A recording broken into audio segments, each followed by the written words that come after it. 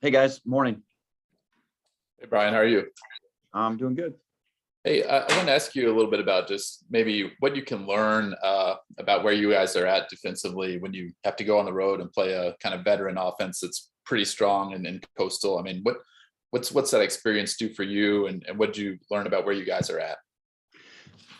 Yeah, I think that's it's a good question. It's something that we knew they were pretty good. They're experienced. They've been good in the past and got some good players, and thought that would be a heck of a challenge for us going into it. And I think we can learn about ourselves. Kind of I think we learned that we can compete.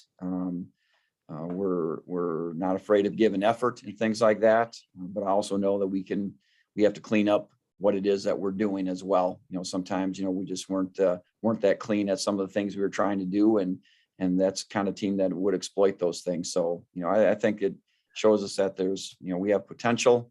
The game was in the midpoint of the third quarter. It was basically 28-22, and so we were hanging in there and in the ball game, and obviously then we didn't finish it either, and they did. So we gotta be able to finish things out a little bit better than we do. But again, I most of all I would say that our guys are we've lost no faith in who we are, what we're doing, what we're trying to do.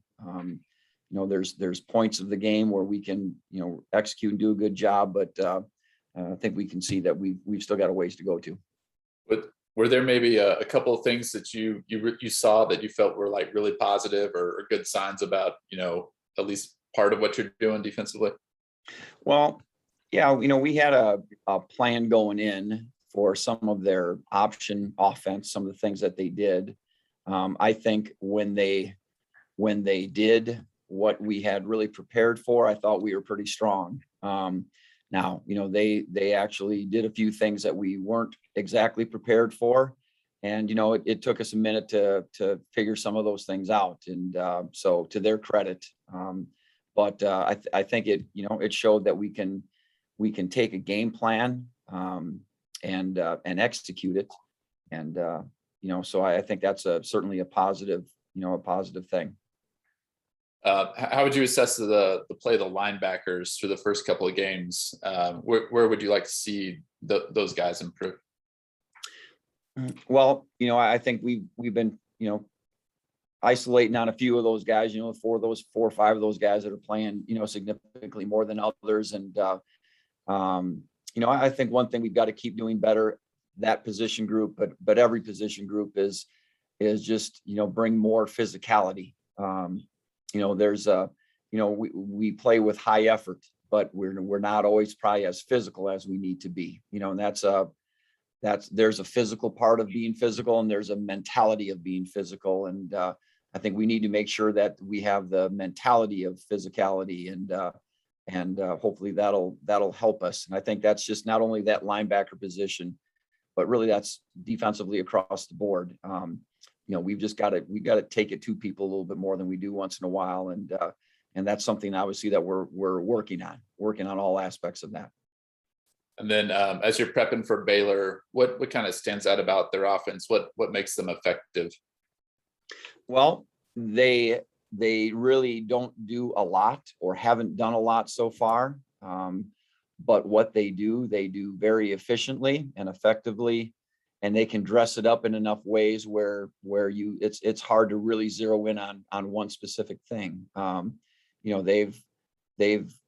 a lot of the 12 personnel running a lot of outside zone, which was really great prep work this week, because our offenses, there's some similarities. So we probably had more time to go against our own offense this week and really trying to work, some of those same schemes.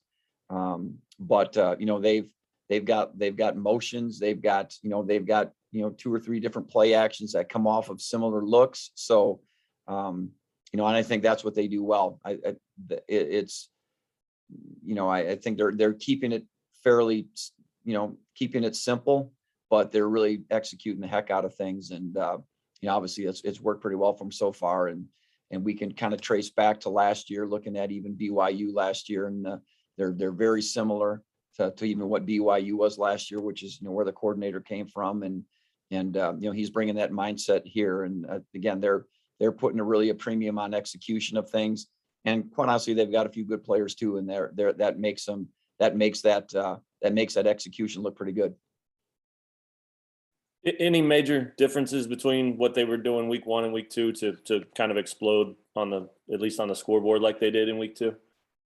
They are very similar. I think each week they're going to add things to their package. So, they had a couple wrinkles in there, but they really were doing the same, a lot of the same kind of things. They were, obviously, Texas State, their first opponent, probably just a little bit stronger than Texas Southern, their second opponent. So, they were just really working the ball against Texas Southern, doing the things that they wanted to do. But so I don't really think they felt like they probably had to show a whole lot. I'm expecting that there's going to be a few wrinkles of things that we haven't seen. And, we're trying to prepare for some of those things. Again, we've tried to look back at some things they did last year, and if there was some things that they, did last year that a lot of that maybe they haven't done yet, we've tried to sprinkle some of those things in, so we would, at least wouldn't be the first time we've seen them. But hey, they've got good players, and they've got a sound scheme that they're using, a sound system of things, and they're really executing it well.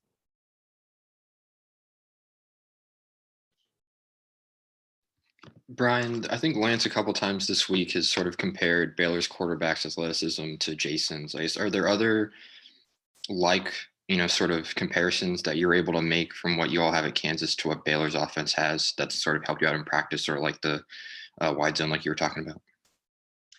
Well, yeah, I don't know if there's, really comparisons that I would make so much. I think their running backs are good. They've got a couple of guys that are averaging so far this year. They're averaging over 120 yards a game apiece. So they run the heck out of the ball. They're good physical downhill kind of runners that'll put their foot in the ground and run through some tackles, as well as be able to make you miss. I just feel that the quarterback is efficiently doing what they want him to do, and he's in the throw game. I think he makes the throws that are there. He kind of sees it and delivers the ball. So he's not really forcing the ball at all. And I think they're trying to do probably what our offense would do in a lot of ways, is simplify that throwing game a little bit, and give them some of those gimme throws, those gift throws that they're just going to be there. And I can see him doing that a little bit with their quarterback, but he's run the ball a little bit. He's run the ball quite a bit more down near the goal line than he does out in the open field. But they certainly show when they get down there that they're going to want to use the quarterback and run game in the red zone and low red zone. So, I think there's some similarities there, but they've got some good, skilled players all over the place. Their receivers, I think, are the same guys that played last year, and they got some length to them. They're fast, and they're dangerous. So we just gotta stay on top of guys. Hey, Brian, from a coordinator standpoint, not that this week will be easy, but compared to last week where you had to prepare for so many different things, the option, the spread and thing, does it give you a chance to maybe focus on trying to just stop less things? That's a good point. I think so. Last week there's a ton of things, right? They had this whole option offense, and then they had a separate kind of a one back offense. And quite honestly, in our game, they kind of molded the two together a little bit more. So yeah, we were pretty locked into, that option stuff last week. And but these guys, they're so far, they're not doing all that much, so we've been locking in on the outside zone stuff. We've been locking in on some of the inside zone game and some of the bootleg pass stuff that comes off of all those looks. And, I think I think we've had a great week of preparation. I think we've got enough in our game plan that we can have some answers to some things, but not too much where we're going to confuse ourselves. So I feel good about kind of where we're at. I feel good about how we're going to, what we're going to do and how we're going to match up. And I guess, it's a matter of getting out there Saturday afternoon and, and putting it out there. And I'm looking forward to it. And I know our team's looking forward to it. And then one last question, we've talked a lot about Kyron and Malcolm Lee. I'm just curious, what have you seen from the interior guys on the line so far through the first 2 weeks?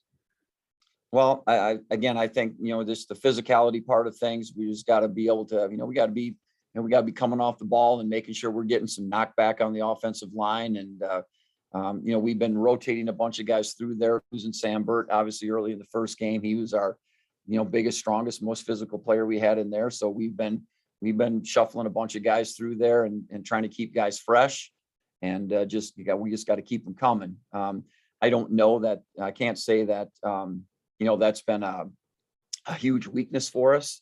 But obviously, you want guys sometimes to not only come off the ball and hold their own, you want guys to make some plays too. So, we're encouraging guys to, hey, do your job, but when plays present themselves, let's get those plays made. And, we're trying to do some things to create some movement and some things like that, which would hopefully, get a guy coming free once in a while. And, one thing we didn't do good last week at all was, they had the down and distance in their favor almost the whole game. There was really 1 3rd and long the whole game, and we jumped offside on that 3rd and long and made a 3rd medium. So, we've got to get to a situation where we're a little bit more in control of down and distance, and some of that is you got to win on 1st down, you got to make it 2nd and long, and so sometimes you need to get some tackles for loss in those situations. So.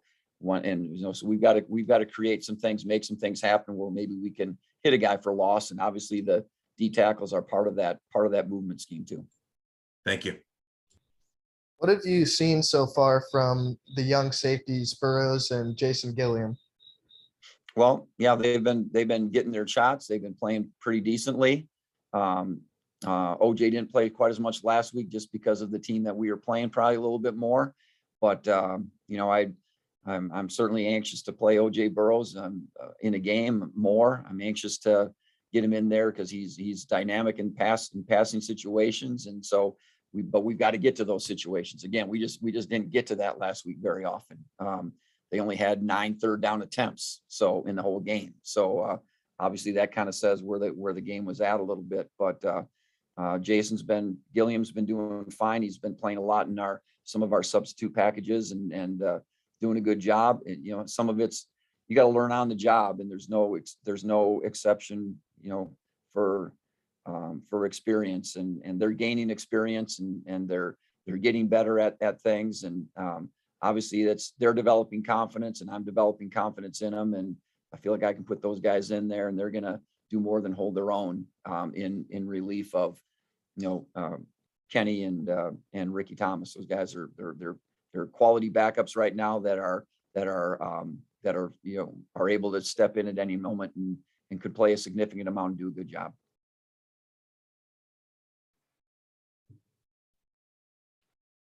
All right. Okay. Thanks, everyone. All right, fellas. Thanks, Brian.